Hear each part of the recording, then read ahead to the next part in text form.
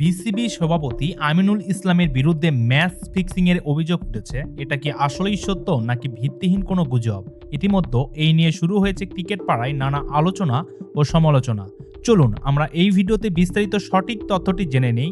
তাই প্রথমেই আমাদের চ্যানেলটি সাবস্ক্রাইব করে ভিডিওটি শেষ অবধি দেখতে থাকুন। সাম্প্রতিক সময়ে সামাজিক যোগাযোগ মাধ্যমে একটি খবর দ্রুত ছড়িয়ে পড়ে, যেখানে দাবি করা হয় বিসিবি সভাপতি আমিনুল ইসলামের বিরুদ্ধে ম্যাচ ফিক্সিং এর তদন্ত চলছে।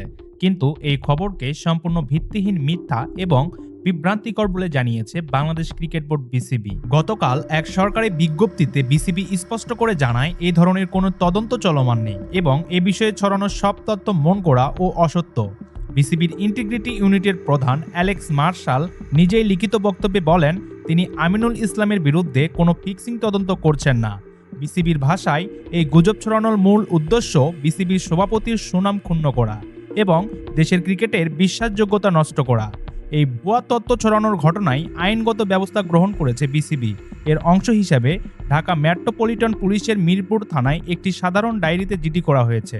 বিসিবি আরও জানায়, খেলোয়াড় বা কর্মকর্তাদের বিরুদ্ধে কুৎসাস রটানো এবং বিভ্রান্তি ছড়ানো হলে জড়িত ব্যক্তি বা প্ল্যাটফর্মের বিরুদ্ধে কঠোর ব্যবস্থা নেওয়া হবে।